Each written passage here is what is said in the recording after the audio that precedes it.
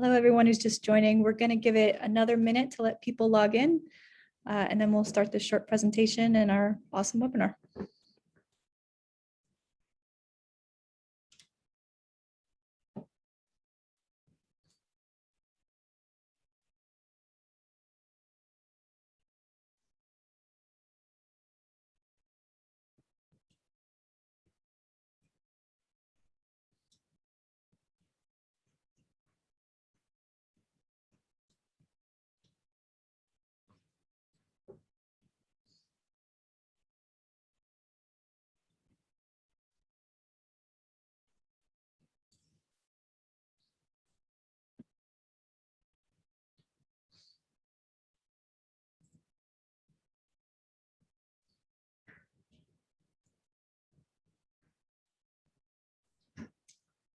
Okay, great. Thank you all for joining us today. I'm Anna Zekulik, a senior associate with RMI's Urban Transformation Program. Along with my colleagues, Julia, Ben, and Zach, I will be leading today's event, which was made possible by Bloomberg Philanthropies and American Cities Climate Challenge. On this slide, you'll see the agenda for our hour together, plus some rules to facilitate our virtual gathering. Before we kick off a fantastic panel discussion, I'd like to share with you more about my team and why this panel is so meaningful to it. We are part of a new initiative at RMI, looking at how cities can meet climate action targets by providing mobility alternatives, building housing near where people need to go, and shifting investments away from car-centered infrastructure towards infrastructure that supports walking, cycling, and transit.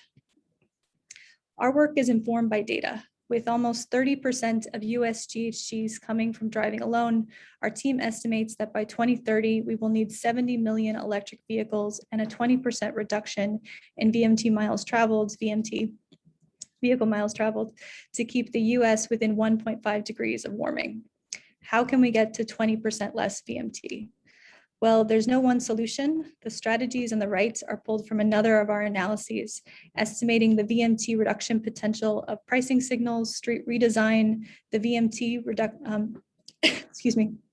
stopping highway expansion, transportation demand management, and most significantly, smart growth, which we define as land use reform that locates new housing in places where by design, people need to travel less to get to jobs, schools, medical care, groceries, and other essential services. Land use reform that enables new housing in places where people need to go doesn't only have emissions benefits, it also advances affordability and inclusion. Housing can be equitable climate action. But you all wouldn't be here if every city, let alone the entire US, had figured out how to unlock the equity and climate benefits of housing. We know that the fundamental barriers are not mechanical or technological, they are social and political. Before I dive into our 4 strategies that RMI has articulated for accelerating housing as equitable climate action, we'd like to get a better sense of who's in our audience and where your city or region is in the process of land use reform. Lauren, will you please launch our first poll? We will be sharing the poll results in a follow-up email along with the webinar recording. So let's just give this another 10 seconds, Lauren.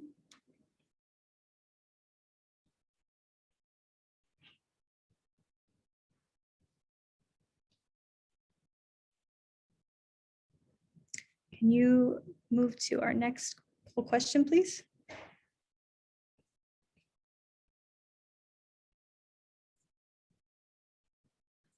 Apologies for not reading out the first question. In the second, we're trying to ask where you or your city is in the land use reform process. Having passed comprehensive land use reform, have some land use reform policies passed, in the midst of this, not yet in the midst of it, or not even having it on the policy agenda just yet, but that's why you're here to attend this webinar.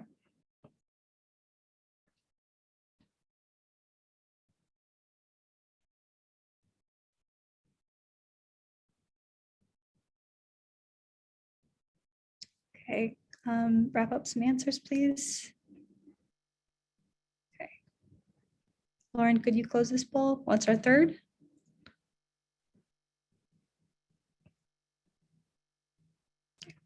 And finally, from your perspective, how important is land use reform for housing to achieving your city or region's climate goals? You know, is it the most important? Is it one of several? Do you need more proof to see it as vital to meeting city's climate goals? And give that 5 more seconds, maybe 10.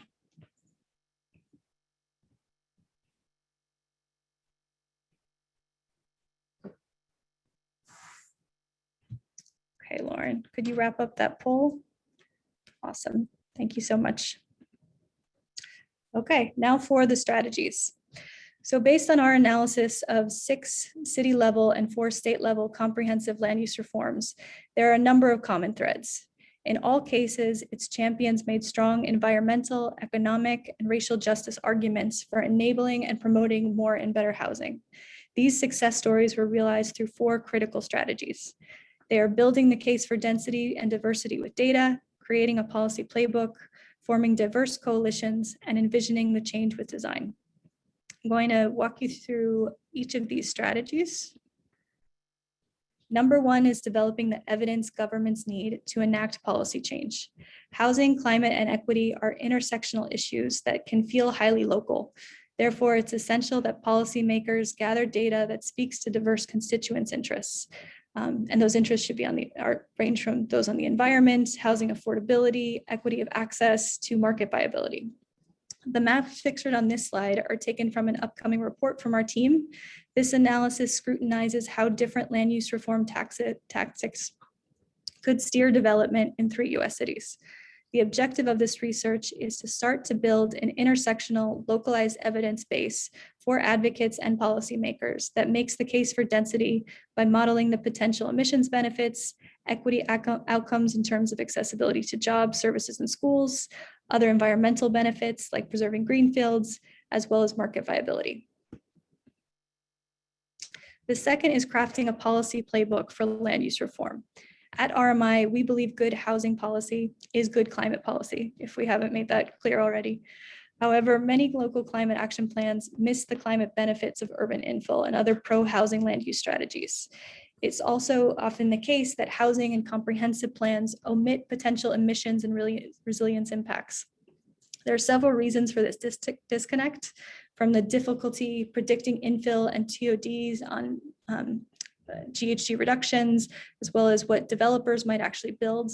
Perhaps the biggest challenge here is that these plans typically draw hard lines around the city's jurisdiction, which cannot account for how development restrictions inside the city can have regional emissions and displacement effects, and vice versa. If cities and regions are going to enact housing as equitable climate action, the first step is to make sure that climate is included in our housing plans and housing is included in our climate plans, and equity is included in both. Spotlighted here are some CAPs that do just that. The key takeaway is that there is a policy playbook for land use reform. It just needs to be in one place and customized to your context, providing decision makers and advocates with a concise menu of options, their respective benefits, and case studies for implementation. The third strategy is to assemble diverse coalitions of support to establish a shared vision and enact it. This has been critical to every legislative land use reform success story. We'll hear more from our panelists as to how they take a big tent approach to help align and prioritize policies and commit stakeholders to support future policy shifts by bringing together public, private, and community stakeholders at the state, metropolitan, and city scales. Our team at RMI is interested in underwriting housing as equitable climate action by bringing together climate and housing advocates with the market actors producing the vast majority of residential real estate. These include big and small developers, banks and other financial institutions, real estate agents, and other industry and professional organizations, as well as so many others. Lastly is sparking people's imagination. Competitions and other forms that engage local designers and developers to visualize what change looks like helps a wide audience understand what missing middle housing and other urban infill typologies could look like in one's neighborhood. It changes the dynamic from saying no to the one-off ADU or fourplex build, and yes to these types of buildings help make my community more affordable and livable over time. Moreover, referencing local architectural traditions, community needs, context-specific nature and resilience measures, designers can help demonstrate the art of the possible and counteract concerns about what density would look like. Shown here are examples from Lowrise Housing Ideas for LA, a design competition that has helped tackle the stalemate around the future of housing policy in the city's low-rise residential neighborhoods.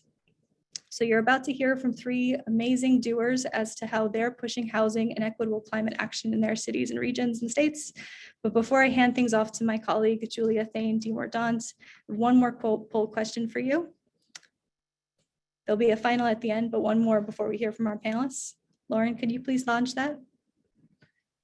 Yes, so please check all that apply for you. We're interested in knowing which of the following 4 strategies would help build the case in your city, region for housing as equitable climate action. The toolkit, data, forming diverse coalitions, creating a unified vision through design. And I'm going to stop sharing my screen.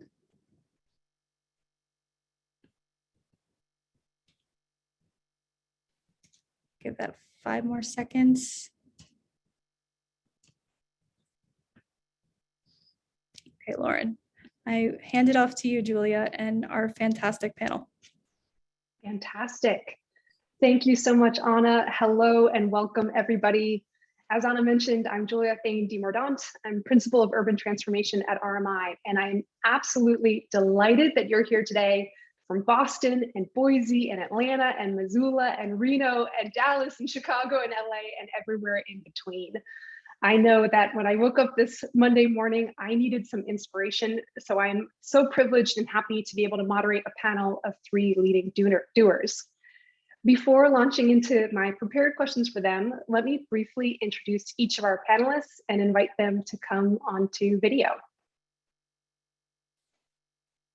Our first panelist is San Diego City Council President Sean Elo Rivera, who has been working for San Diego's District 9 for over a decade. He was elected in an 8-to-1 vote to City Council President, and housing and addressing the city's houselessness crisis are key priorities for his administration.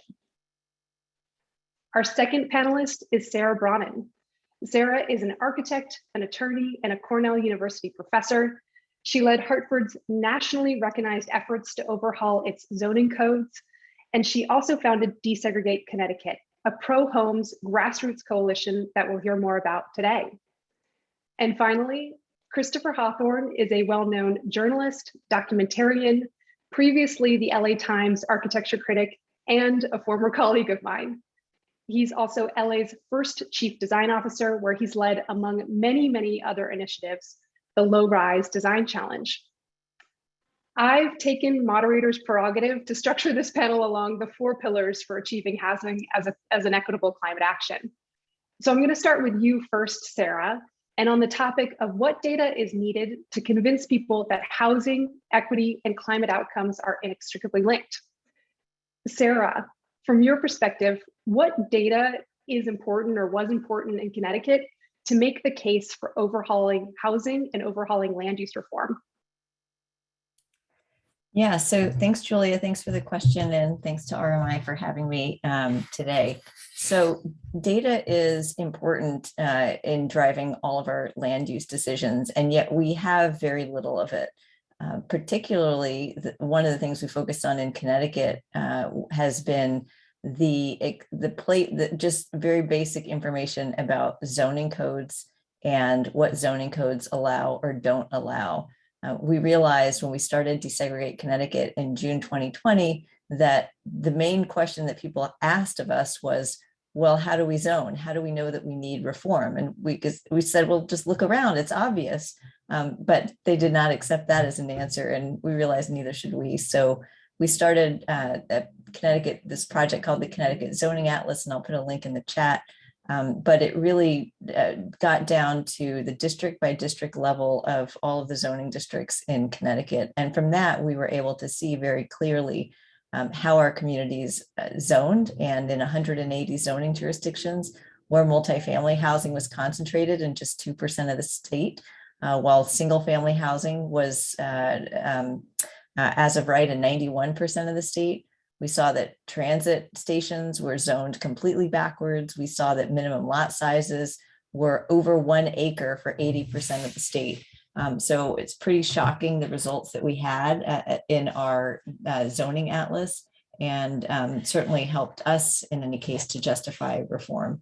So I would say starting with just even basic data about how we zone and enabling people to actually understand how we zone is really an important first step. And then layering on top of that, all kinds of information that we also don't have: climate risk, sea level rise, wildfires, you name it, we don't know it.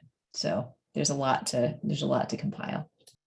And Sarah, as a follow-up question to that, I mean, it sounds like one of the things that you keyed in on from the beginning was transparency and a platform of shared information that everybody could access that spoke to different concerns that they might have had. How, when you were pulling together this atlas, did you think about making the data more compelling? And how did you try to start to build some of those supporters by sharing different types of data? Well, I mentioned a couple of the things that we found, particularly around transit as one example, and around lot sizes. Actually, we found, just using transit as one example, that having the understanding about what the conditions on the ground really were, and knowing how all 62 of our bus rapid transit and train stations were actually zoned, it actually helped us to both make the case for what we're going to the legislature for this year, but also to bring in new constituencies, because people who didn't realize exactly how bad zoning was, people who didn't realize, the presentation just before this talked about vehicle miles traveled, and people drive because we're not creating walkable communities around transit. So people who did not realize that zoning helped to force negative results and that they helped to force us to drive more in Connecticut, I think we're much more convinced and by our data, and I think that's why you see so many environmental groups on our coalition. Sarah, I know that the Atlas was originally created for Connecticut, and it's still surprising to me that we don't have a national Atlas of all of our zoning across all of the states. How have you seen the Atlas inspire action in other places?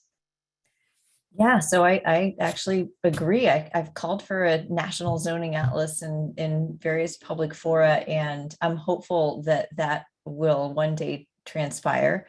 In the meantime, you're right that other communities have started to do this, and I think most of them are using the guide that I put out, and I'll put a link to that too in the chat, about how communities can document their own zoning. And we're not talking about one city, although that one city could help a lot, but we're really talking about regions. And so my class at Cornell University right now is working on the 5 counties around Ithaca. We have a team at Buffalo Law School who's going to be working out there. We know there's people in Long Island. So together we can start to form the basis for a New York Atlas, which has many more jurisdictions than Connecticut.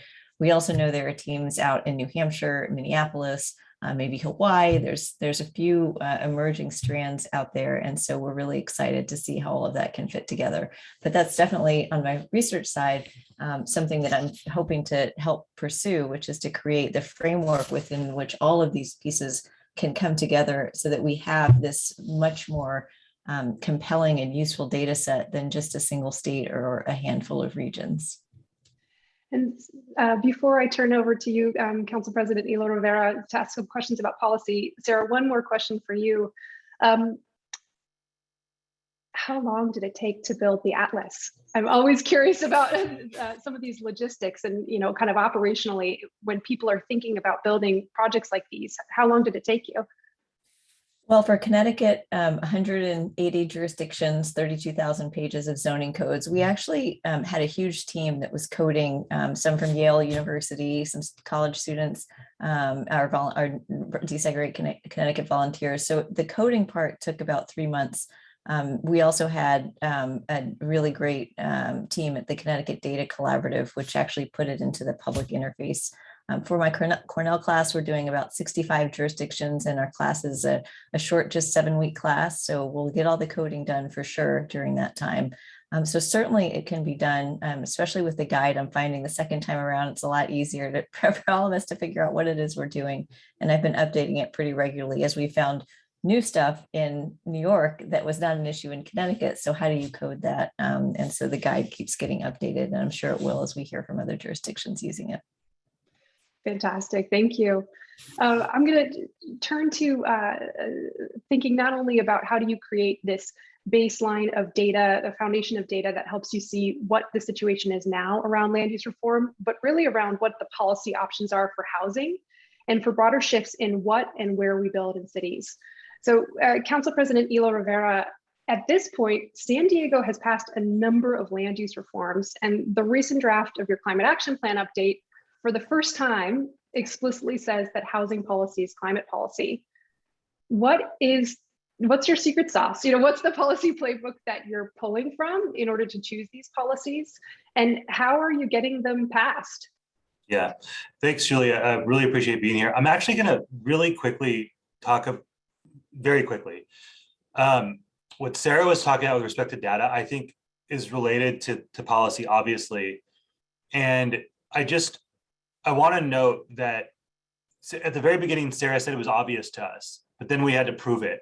And whether it's housing policy or climate policy or issues related to the criminal justice system, something that we see often, and I come from an organizing background, and what is far too often the case is that the communities who are negatively impacted by the status quo have to do an incredible amount of labor to prove what they already know.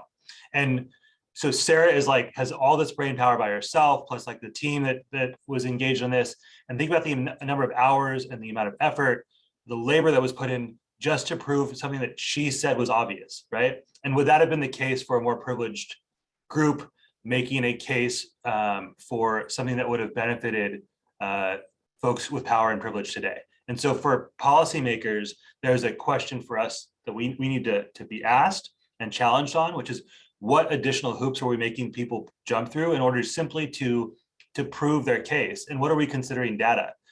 At what point do we have to force folks to stop retelling their stories and sharing their trauma before we act? So anyways, I wanted to note that part because there's an accountability that needs to be leveled on those of us in policymaking roles and positions of power to not make it so damn hard to simply acknowledge the problem that so many of us know exists. With that, I'll answer your actual question. And so, I'll also say, so San Diego is taking some really positive strides, but I don't want to pretend like we're where we need to be, because we have a ton of room for improvement. For us, I'm obsessive about ensuring that we are identifying our goal at the front end and that we have a strategy tied to that goal. And our goals are based on our values. So we believe that housing is a human right. We start with that fundamental belief. And if that is our belief, then our goal needs to be for everyone to have an opportunity to have a home. So now we've got a goal in place. And so now we have to start filling in the policies to get us there. So for example, for the 0 to 30% AMI households, we know we need deep rental assistance and often supportive services. And in that case, what are the funding streams, the policies, the organizations that we need to achieve that? I'd also layer on top of that, in California, it is my belief that we will not get to where we need to go, especially with housing that is affordable for everyone, without pivoting back to social housing. We need housing built in mass scale here in California. And I don't think that the market can do that on its own. I think that we're going to have to be much more willing to have the government get back into the actual construction of housing. Higher up the income ladder, we know we have a dearth of affordable housing options. So what can we do to create cheaper units like apartments, ADUs, and so on? And we also know that housing doesn't exist in a vacuum, right? So when you factor in the environment and you start considering you have to start considering where these homes would be. And again, there's another value of ours, right? Which is with respect to the climate and climate justice. So we've got these values in place, and we start to set these goals, and we know what the goals need to be with respect to putting into action our goals around or putting into action our goals around our climate values. And that means getting people out of their cars and significantly reducing GHGs, right? So where the homes are built starts to really matter in that case. And that means infill development, electrification, for those homes, and so on and so forth. So again, guided by our values and strategic thinking, it became obvious that the city needed a clear and concise statement connecting the dots between housing and climate. And from that statement, we can start, again, filling in these policy details. In other words, the statement, housing policy is climate policy, is the basis from which the policy action can flow. I'm going to give Brendan from my team credit for putting those words on the page. And that was Brendan very eloquently summarized what we had been talking about, which is what are we need coalitions to get a lot of this work done, especially if it's going to be hard. And we have folks who are all in for housing and folks who are all in for climate. And in this case, it really can work together. And so, if I'm being honest, we really wanted to make sure that was on the front of the mind of the mayor's team as they were starting to put the plan, the draft, and starting to draft the plan, knowing that they're serious about housing, right? And because they are, let's lean into that to the benefit of climate action, right? So I'll stop there, but that is kind of what guides our process and helped us get into a place where now housing policy, climate policy is actually part of that climate action plan draft. Council President, I'm struck that the city of San Diego and that you in particular have made that commitment that housing policy is going to be climate action policy and vice versa. I want to harken back though to something that Sarah said, and I think what's powerful about the Atlas, which is it doesn't just show a single city, it shows all of the cities, towns, municipalities in Connecticut, and there's a comparative advantage, there's the ability for the public to compare one jurisdiction to the next that are sharing the same border. So I'm curious, in your perspective, what else would you like to see happen in housing policy for City of San Diego? Plus, what would you like to see happen in other jurisdictions at the county and MPO level or metropolitan planning organization level? Yeah, I mean, I could go on and on about the city. I think, making it easier to build infill is obvious, right? And then we have to make sure that we make it safe and convenient for folks to get around in ways that don't involve their car. So those things are kind of obvious. It's not low-hanging fruit in terms of getting it done, but intellectually at least, right? We just know what we need to do. But what you just touched on is super important here in San Diego, and I'd say throughout California, and it requires either state or federal action to really put the pressure on cities to do what we know we need to do. And in San Diego, that's particularly challenging because while San Diego County is the second biggest county in the state, and the city of San Diego makes up almost half of the county, and we are actually the second biggest city in California, although most folks don't realize that. We're not the whole region, right? And we do have cities that surround us who have a pretty NIMBY philosophy, and that actually makes it even more difficult for us politically inside our cities, because the residents who are of that more NIMBY mindset point to the jurisdictions that are not taking action and say, well, they're not doing it, why should we?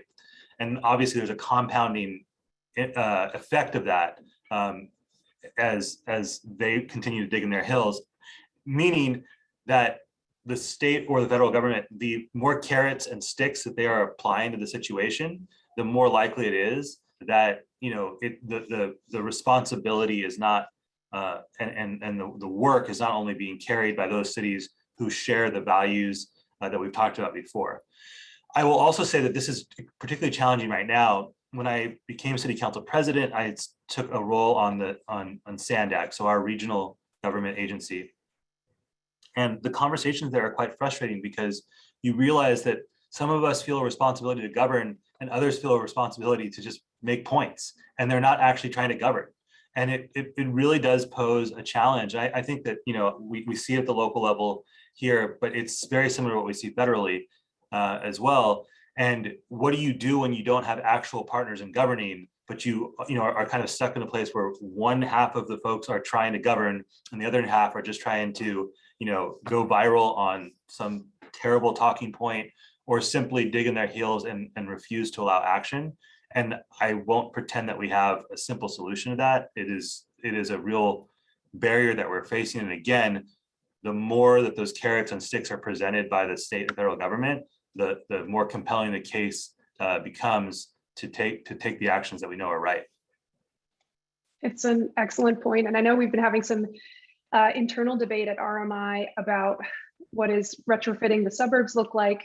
How do you strategically leverage state and federal policy without preempting local governments altogether, given that local governments in some states have so few powers, period, and zoning and land use is one of those primary powers. So, wanting to keep some of the power locally, but at the same time having to reflect this national urgency for housing is important and sets up an important dialectic for us all to be thinking about working on.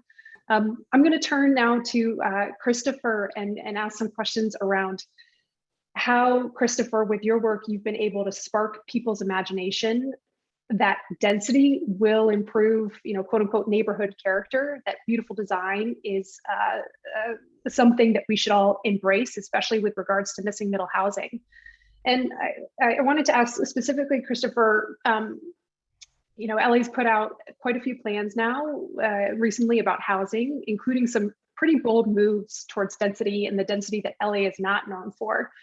In your role, how have you used design to motivate people to accept these plans and policy changes and even to become unsuspecting champions of them?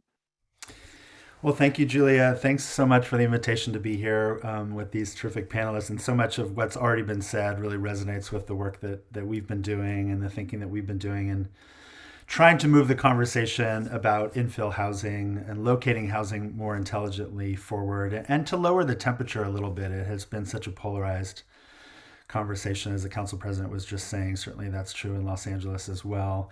A little bit first about my role and sort of where the Lowrise Design Challenge fits into that work and in the context of where housing policy is going in the city of Los Angeles as well as regionally and in the state.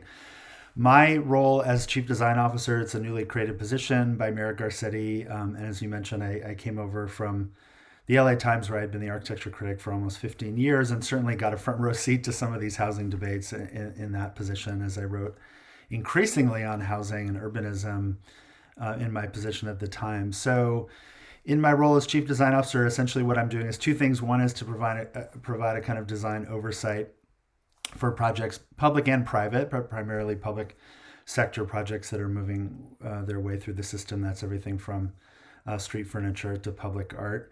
And then also to be an advocate for good design, to use new initiatives like the Lowrise Design Challenge to really be an advocate for good design. And we never see design as an end unto itself. We see it as a tool to really advance a lot of our broader sustainability, equity, accessibility goals. And that was very much the spirit in which we launched this design challenge. So in terms of the policy context, you're right. There was a lot. There were a lot of moving parts. We had seen over many years a number of statewide zoning and land use reform initiatives coming out of Sacramento. So SB 27, SB 50, some initiatives that many of your viewers will be familiar with. And those were making some degree of progress and then often failing really thanks to opposition from Southern California and often Los Angeles lawmakers in the state Senate, state assembly,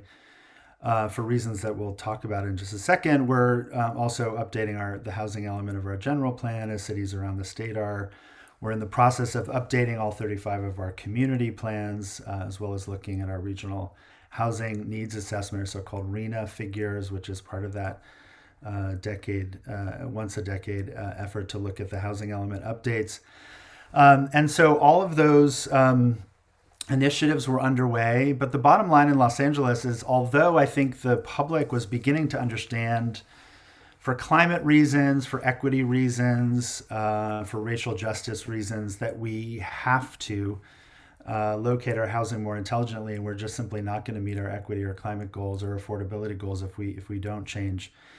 There had been very little incentive, in fact, arguably even a political disincentive for elected officials in Los Angeles in particular, to step out into that territory. And in fact, our city council has voted repeatedly to oppose all of the initiatives from Sacramento that I've mentioned, and even some of the more modest reforms.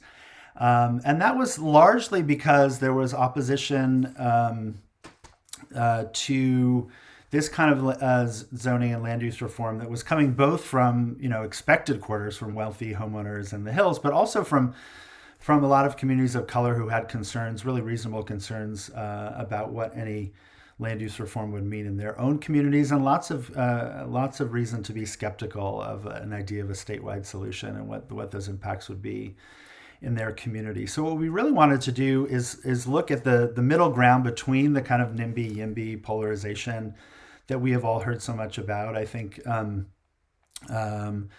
the narrative, particularly in the press, and I was probably guilty of contributing to this myself as a journalist, was that, of this deep polarization between housing advocates and housing opponents. And what we have found, and what we really wanted to explore as a kind of thesis behind this initiative, was that most folks are somewhere in the middle. They realize, again, I think wildfires have clarified this, climate change, the pandemic, and lots of new scholarship about histories of lining and racist lending and zoning practices across much of the 20th century in cities like Los Angeles. Most folks really realize that our land use patterns in LA, where roughly 3/4 of the developable residential land is zoned single family, which is about a 500,000 parcels. I think most folks realize that that's not a sustainable land use pattern for the 21st century. But they have concerns about what any changes would mean for them, and so we really tried to meet people where they are. So the last thing I'll say in terms of how we organized this initiative was really to produce some visions of how infill, smartly, thoughtfully designed, responding to community concern and even community anxiety, might bring direct benefits to neighborhoods and communities. There had been a real vacuum of visual information in this debate, in this really polarized debate, or seemingly polarized debate, and into that vacuum rushed a lot of sort of alarmist visions of even what ADUs would mean for communities, to say nothing of the 4- and 5-story apartment buildings that might have been legalized by Senate Bill 827 or Senate Bill 50 or initiatives like those. So we wanted to ask architects to use their visual intelligence to help us visualize the benefits in terms of community cohesion, the ability to age in place, the flexibility of housing stock, walkable neighborhoods, the ability to reach retail and community services on foot, and to be less car dependent. The ways in which all of those benefits could be brought to bear by some smart zoning and land use reform. So the other really important thing about how we organized the initiative was there's sometimes a dynamic in design competitions where architects can be seen by communities as imposing design visions on those neighborhoods from without. And we really wanted to turn that dynamic inside out. So we started the whole process by doing a number of community engagement listening sessions on issues from everything from community land trust, new affordable housing models, to sustainability questions. And we made those conversations required viewing for anyone who would be interested in entering the competition.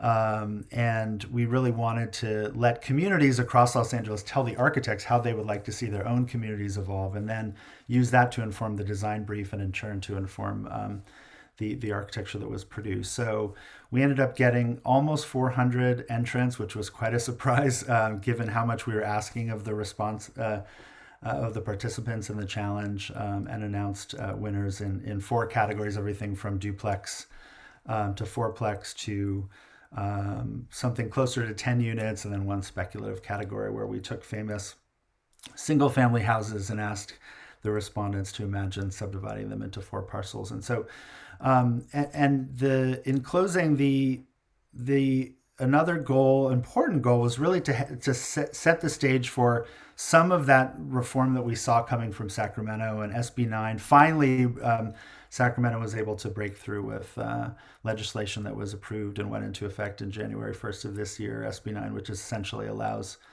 4plexes on single-family parcels across the state, and we've been working closely with our planning department on the implementation of that policy within the city of LA. That's great, and congratulations on that, Christopher. Just one follow-up question, and then I want to turn to our final topic around coalition building.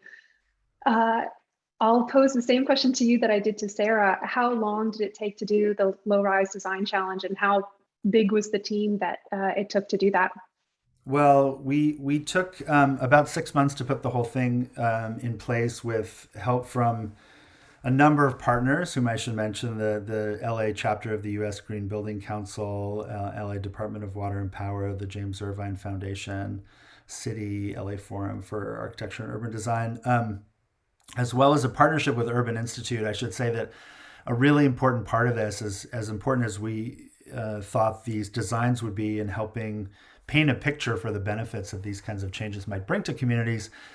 So much of this also depends not just on policy changes, but on changes in financing and lending. And we have had a very productive partnership with Urban Institute. They've been doing research on questions related to financing and lending, and some similar reforms that need to happen in the way that banks, for example, see this kind of housing production as a way to produce more affordability and more neighborhood cohesion, as opposed to speculative outside investment. And I want to say just briefly, I completely agree with the council president that that moving toward a future where we're actually producing social housing instead of, in terms of our affordable housing portfolio, really cobbling together a number of subsidies and tax credits, which has a lot to do with the really high price numbers that we see on a per unit basis for permanent supportive housing in particular.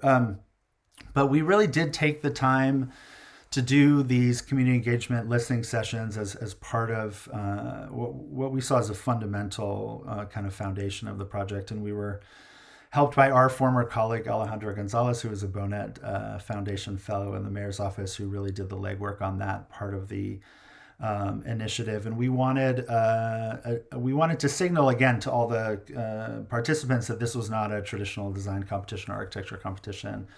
And part of that was really grounding everything we did in these conversations we were having with communities, because there's just simply no way that the kind of traction we're hoping to get with a change like SB9 is going to be successful with neighborhoods without thinking of those concerns, many of which are longstanding in communities of color in particular. And Christopher, that's the perfect way to tee up this final pillar of talking about coalition building.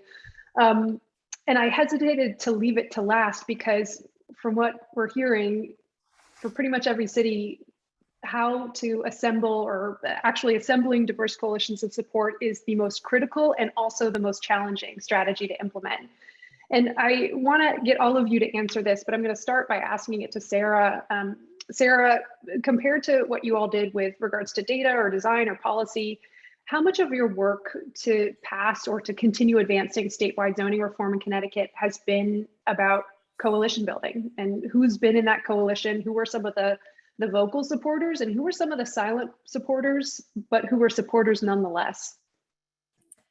Yeah, so I mean, I would say that we have several core bases of support, starting with the affordable housing advocacy community, which has long been working to advance a variety of better policies statewide. And of course, zoning is one of those.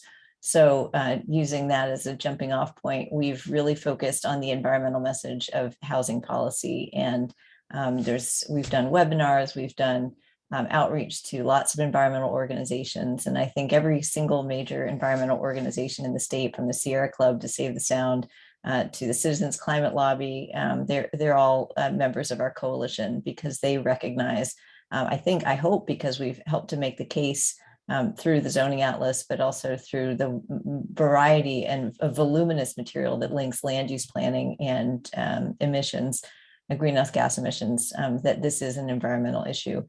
We also were very surprised that one of the earliest supporters was the statewide chapter of the APA and the statewide chapter of the AIA. They were, again, some of our earliest supporters, and having that from the profession saying, it's time for us to rethink our land use laws was really meaningful to me personally, since I'm an architect, but also just, I think, to give some validity to the movement. We also have one organization in our 81 member coalition that represents home builders and developers, but that's 1 out of 81. Their voice is valuable and important in this, but it's certainly not the loudest voice in our coalition. So we're really proud that we have that gamut. The voice that I think is most missing is from the business community. they will issue reports all day long that there's not enough housing for workers, that manufacturing jobs are going elsewhere because of the cost of housing. And so I'm looking for them, hopefully in the next year or two, to really start engaging on zoning reform at the statewide level, as you've seen in other states, including our neighbor to the north, Massachusetts. So if there's anybody out there listening from the Connecticut business community, it is time to get on board with zoning reform. So I will put that plug out there. But we found pretty widespread support, because we've been able to make the case to different constituencies about why they should care about zoning reform.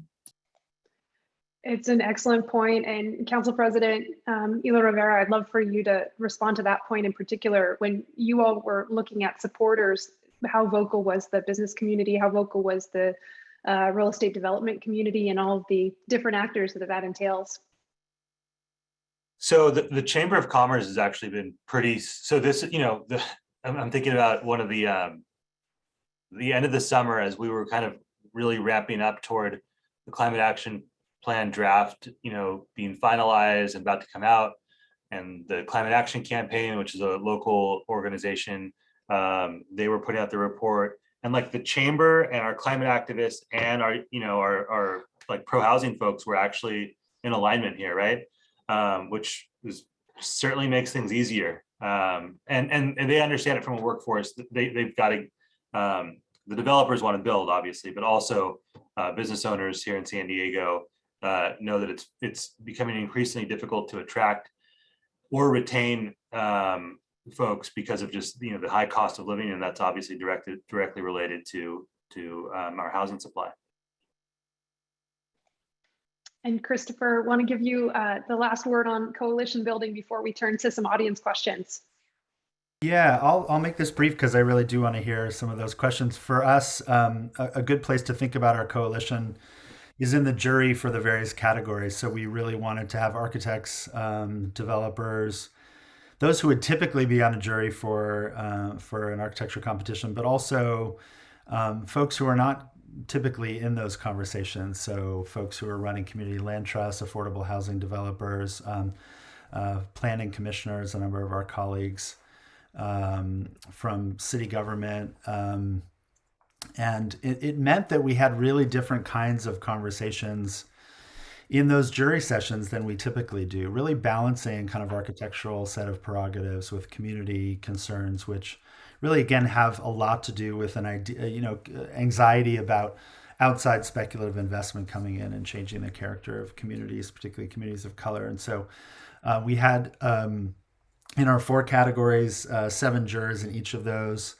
So 28 jurors altogether. I'll put the link in the chat so folks can see who was in those rooms. And it was just a very different quality of conversation than I typically have in a design jury. And then I think the other important thing to keep in mind is the coalition and the diversity and breadth of the coalition that was responsible for putting the current paradigm that we're trying to move past in place, which is the kind of single family paradigm. So within the architectural world, that's programs like the Case Study program, which came from Arts and Architecture magazine and used really glamorous designs from a number of leading post-war architects to help imagine what post-war residential life in Los Angeles would look like, but also federal subsidy for highway expansion, mortgage deduction, other kinds of subsidy, home building companies, developers, as well as elected officials across the region. So to understand the kind of coalition we're going to need to produce a new paradigm, I think it's important to realize the paradigm that was put in place and that we're still in a place like Los Angeles, which is so dominant in terms of its single family zoning, still trying to imagine a way past. Very interesting. So many follow-up questions that I want to ask, but let me turn instead to the audience questions. So we had a question from Roberto about transit-oriented development and single-family zoning.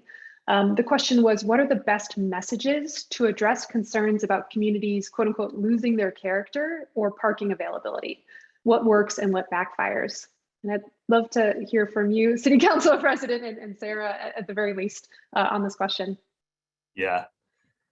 So I think we have to just be honest at the front end of the conversation that we're not going to win all of those folks over. And I'm a really big believer in laying out as you heard, a goal or a vision that can be inclusive of many people's perspectives, right? So this goes back to my organizing time, and what we start with is the world that we talk about, the world as it is, but also the world that we want, right? And so if we give folks an opportunity to say what they want, oftentimes what they want does not need to be mutually exclusive. Now, if there will be certain points in time where it is, but if we give folks an opportunity on the front end to talk about that, then we can get to a place where what we are pitching, which I think is just a better place to live in, right? That is more convenient, that is easier to get to and from the things that you need to do, that is healthier, that has cleaner air, that all of those things, we start talking about the benefits. But if we don't take some time at the beginning of that process to hear what's most important to people, then we are probably going to miss telling them that what we are advocating for is inclusive of some of their top priorities. But we have to do that listening first. So I think that the world that we are all working toward in this conversation is actually a very attractive one, if we give folks a chance to provide some input and let them know that that is part of what we're working toward. But if we just jump right ahead and we are very much increasing the likelihood that we're going to miss the mark with more people than we need to. Again, with the recognition that we're not going to change everyone's minds and we're just going to have to kind of put our heads down and power through. It doesn't need to be quite as hard if we give folks a chance to share and then see that we are being inclusive of what they want. Yeah, I completely agree with that. And, we'll just add that it's hard to have that balance, and I think creating a positive vision to show how zoning relates to the way people want to live and can actually force us to live in ways we don't want to live and can help us to live in ways we do want to live is really key. We know that through image preference surveys that I'm sure you've done in LA and San Diego, we've done them here in Hartford when we did our rezoning. Before we did this massive rezoning, we went around to neighborhoods and said, what do you like? Universally, people like 2-story, 3-story buildings that are close together, charming storefronts, charming historic looking homes. And they do not like car washes and gas stations and these car oriented places, which are just vast seas of asphalt. So then you put 2 and 2 together and you say, well, zoning can give us car washes and gas stations, or zoning can give us charming walkable neighborhoods. And then you kind of build from there. And that's what we've been trying to do. We're also actually trying to test that messaging through some polling that we're doing through a pro bono national polling firm. So happy to share those results when they become available. But because TOD is our big initiative this year, and we're certainly going to be testing messages on that. And I'll put a couple of links in the chat too to parking and walkable communities web pages that we've taken a stab at messaging, but we know can be refined. Sarah, it's an excellent point about looking holistically at how much space car-based infrastructure takes up in a city, and also the connection between single-family zoning and car-based infrastructure. And Christopher, I'm going to go to a next question, but maybe as you're answering this next question, you could also talk a little bit about the work that you've done on gas stations in LA in relation to that. So the question from Bill is, one of the arguments we're facing by opponents to land use reform initiatives in the DC area is that allowing duplexes, tri and quadplexes, et cetera, in current single family areas near transit corridors will lead to more tear downs and more real estate speculation and increased gentrification. So never mind that tear downs and steep rises in property values are already happening in those neighborhoods. How have you all countered those arguments with data and with examples? And Christopher, maybe I'll turn to you first. Sure. I think it's a great question. It really does get back to the last question. And I just want to echo what the other panelists have said about where you begin the conversation and how you frame it.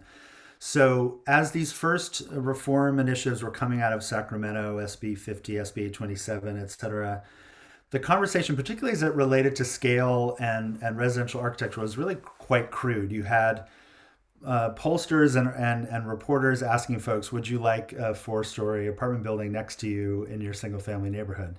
And we have found, as it sounds like the other panelists have found, that it's much more productive to start by asking people, what do you like about your neighborhood? What do you value about it? And also what's missing? How would you like to see it evolve? What are the things that you used to have that you might maybe like to have restored. And that's really how we organize the Lowrise initiative. And then the answers you begin to hear, the ability to age in place, walkable neighborhoods, the support for multi-generational households that is more humane than a lot of what our housing stock provides. Then you begin to realize that the kinds of reforms we're talking about really are one way and a really direct way to enable a lot of what folks want. And a very specific example of that is that we had almost universal support for the reintroduction of corner stores, small scale retail within low-rise residential neighborhoods. And in fact, that is now an element of some of the community plan updates that the plan department is pursuing. And then that gets to this question, which is really about neighborhood self-determination and autonomy.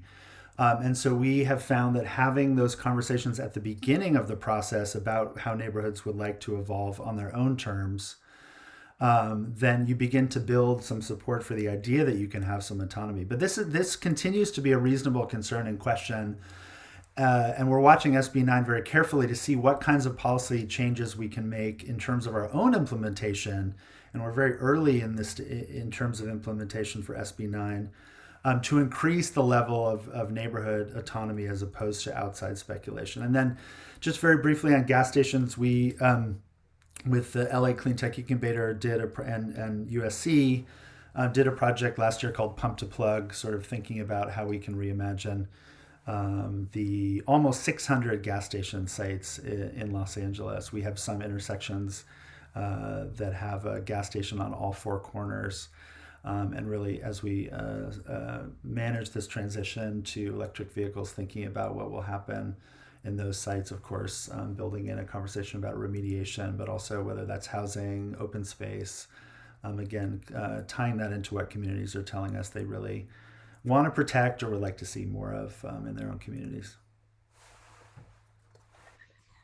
Great, and we're going to get to one final audience question, and this one is for you, Council President. So this comes from Michael, and the question is, in the scenario where we see infill of a city like San Diego that's fast enough to meaningfully reduce emissions, what specifically do you envision will happen in San Diego's outer suburbs? Does growth slow there? Does population actually fall? And if so, why? I don't see us, given the rate of growth of some of the surrounding counties like Riverside or San Bernardino, and just the kind of more eastern cities, no, I don't see population falling. I think we're not going to stop sprawl development, and my climate friends are going to not like that I said that. We're not going to stop it altogether, right? But we can mitigate it, and we can make sure that we're living in a much more efficient way than we are right now. So short answer, I don't see it stopping, but I think that we can build a lot more efficiency into where housing is and be, really human-centered in how we do that. And I'm just going to make a quick pitch for this. Included in our housing action is also, some tenant protections to ensure that displacement doesn't happen, because as Brendan from my team and I were talking before this conversation started, when folks are displaced, generally it's not for in such a way where their commute becomes shorter, where their vehicle miles traveled are going to be reduced, right? And so we need to do, it's not easy, and it's probably more challenging, but making sure that we do multiple things at the same time, and that we do so through a lens that's centering people, because this is not about buildings. This is not like, I love houses, but I love houses because they provide shelter for people, and that's what we really need to keep front and center as we have these discussions. That's a beautiful sentiment to end this on. And I'm going to ask Lauren to launch one more poll for the participants as a final outro. Wanted to also thank you all again for being panelists, and for really, that's the least of the things that you all do, for being amazing in your various cities in terms of being champions for land use reform and for housing for people. I've heard so many interesting insights, but wanted to share a few, which is that from each of you, I've heard the importance of carrots and sticks at the federal, state, and local government level for urban infill. I've heard about the importance of community engagement across the board and from start to finish, and then again, especially around what do you want in your neighborhood. And then finally, around the importance of activating the business community and business sector and the real estate development community as champions and potential champions and vocal supporters of this work. So thank you again for doing this. Thanks to all the participants for coming. We will share the poll results and the recording afterwards, and wish you all a wonderful Monday.